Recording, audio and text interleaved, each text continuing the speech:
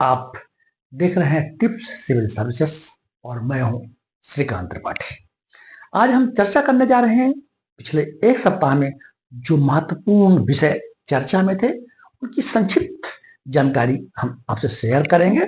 आपको ये जानकारियां ध्यान में रखना चाहिए। अगर विद्यार्थी परीक्षार्थी हैं तो भी ध्यान में रखें और सामान्य नागरिक हैं तो भी ध्यान में रखें। हम चर्चा करने जा रहे हैं ओरछा की। ओरछा मध्य प्रदेश के निमाड़ी जिले का एक ऐतिहासिक नगर है जिसको यूनेस्को, जिसका मुख्यालय पेरिस में है, उसकी वर्ल्ड हेरिटेज साइट में शामिल किया जा रहा है। पूर्व में हमारे प्रदेश की 3 क्षेत्र सांची, भीमबेटका और खजुराहो को वर्ल्ड हेरिटेज विश्व विरासत सूची में शामिल किया गया है। अगर इसको शामिल कर लिया जाता है तो प्रदेश की 4 ऐसे स्थल हो जाएंगे जो वर्ल्ड हेरिटेज साइट में शामिल रहेंगे। दूसरा विषय है न्याय की देवी, द लेडी ऑफ जस्टिस। अब न्यायालय में आपने देखा होगा कि न्याय की देवी का आंख में काली पट्टी, एक हाथ में तराजू और एक हाथ में तलवार, इनको इसे बदल दिया गया है। भारतीय वस्त्र, भारतीय परिधान के साथ आंख से काली पट्टी हटा दी गई है। तराजू तो एक हाथ में है और जो दूसरे हाथ में तलवार था उस हाथ में संविधान दे दिया गया है। इस मूर्ति को जो तराशने वाले से, इस मूर्ति के जो शिल्पकार थे वो जयपुर के विनोद गोस्वामी थे। ब्रिक्स का जो 16वां सम्मेलन है वह रूस के कजान में हो रहा है। कजान रूस के तातरस्तान प्रांत का एक शहर है। ब्रिक्स की स्थापना 2006 में हुई।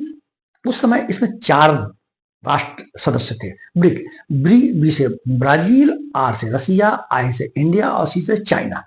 फिर बाद में 2009 में अफ्रीका भी हो गया तो ब्रिक्स हो गया, ब्राजील, रसिया, इंडिया, चाइना और साउथ अफ्रीका। वर्तमान में 5 राष्ट्र और शामिल हो गए हैं जिससे इस ब्रिक्स में 10 हो गए हैं, जिसमें मिस्र है, इथोपिया है, ईरान है, संयुक्त अरब अमीरात है और सऊदी अरब। इस तरह 10 राष्ट्र हो गए हैं। सम्मेलन रूस में कजान प्रांत में चल रहा है। उम्मीद है कि सदस्य राष्ट्र से मिलकर जो रूस यूक्रेन का वार है, भारत और चाइना में जो गलवान घाटी में, पूर्वी लद्दाख में जो तनाव है वो कम होने की संभावना है। ब्रिक्स जो सदस्य देश हैं, पूरे विश्व की 41% आबादी यहाँ निवास करती है और जो व्यापारिक भागीदारी है वो 16% है। तो हम ब्रिक्स की बात कर लिए। तीसरा विषय हमारा है, चौथा विषय है बाल विवाह, चाइल्ड मैरिज। हमारे यहाँ हमारे देश में जो विवाह की उम्र है लड़कियों के लिए 18 वर्ष है और लड़कों के लिए 21 वर्ष है। लेकिन कई बार इस कानूनी दांव से बचने के लिए परिवार के लोग बच्चों की सगाई कर देते हैं, कम उम्र में ही सगाई कर देते हैं। माननीय सर्वोच्च न्यायालय ने इस पर विचार किया है और कहा कि कम उम्र में 18 से कम, 21 से कम अगर आप सगाई करते हैं वो अभी बच्चों की पर्सनल लिबर्टी, उनकी व्यक्तिगत स्वतंत्रता का हनन है। इस तरह से बच्चों की सगाई भी कम उम्र में नहीं किया जाएगा।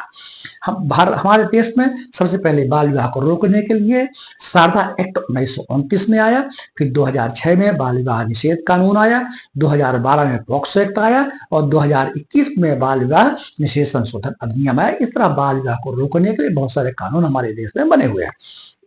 अगला विषय है चौगोस द्वीप समूह। चौगोस द्वीप समूह ये वास्तव में मॉरिशस देश के आधिपत्य में चौगोस द्वीप समूह था, लेकिन जब ये औपनिवेशिक काल गया तो ब्रिटेन ने मॉरिशस में भी कब्जा कर लिया और चौगोस द्वीप समूह पर भी कब्जा कर लिया। देश की आजादी के पश्चात 1965 में मॉरिशस को तो स्वतंत्र कर दिया गया, लेकिन चौगोस द्वीप समूह पर ब्रिटेन का आधिपत्य बना रहा। लेकिन अब ब्रिटेन ने चौगोस द्वीप समूह को मॉरिशस को सौंप दिया है और अपना स्वामित्व तो खत्म कर दिया है। याद रखिएगा, चौगोस द्वीप समूह कई बार परीक्षाओं में पूछा गया। इसी द्वीप समूह में एक द्वीप है डियोगो गोर्सिया।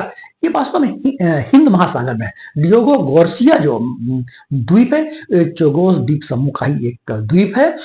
इसमें अभी भी ब्रिटेन और अमेरिका को 99 वर्ष के लिए लीज पर पट्टे पर दे दिया गया है। यहाँ अमेरिका के नौसैनिक अड्डा है।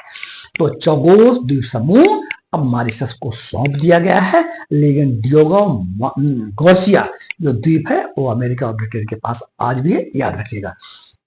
चक्रवात दाना, ये एक चक्रवात है जो बंगाल की खाड़ी में बंगाल की खाड़ी में तूफान मचा रखा है और भारतीय जो मौसम विभाग है IMD ने अलर्ट जारी किया है कि यह गंभीर तूफान हो सकता है और जान माल को क्षति हो सकती है। ये जो तूफानों के नाम है, इनका नामकरण करने के लिए 12 ऐसे देश हैं जो 12 देश में हमारा भारत है, पाकिस्तान है, बांग्लादेश है, म्यांमार है, थाईलैंड है, मालदीव है, श्रीलंका है और उधर ईरान है, सऊदी अरब है, संयुक्त अरब अमीरात। इस तरह 12 देशों का एक समूह है जो कि जो भी तूफान आते हैं उनका नामकरण करते हैं। भारत में ऐसे जो तूफान आते रहे हैं जो उनके नाम है निसर्ग है, फेनी है, हुदूद है, बरदा है, तो इस टाइप के नामकरण किए जाते हैं। ये नामकरण की प्रक्रिया भारत में अरब सागर और बंगाल की खाड़ी में आने वाले तूफान के 2004 से शुरू हुई है। यह नामकरण जो विश्व मौसम विज्ञान संगठन उसके द्वारा किया जाता है। इसको आप याद रखेंगे।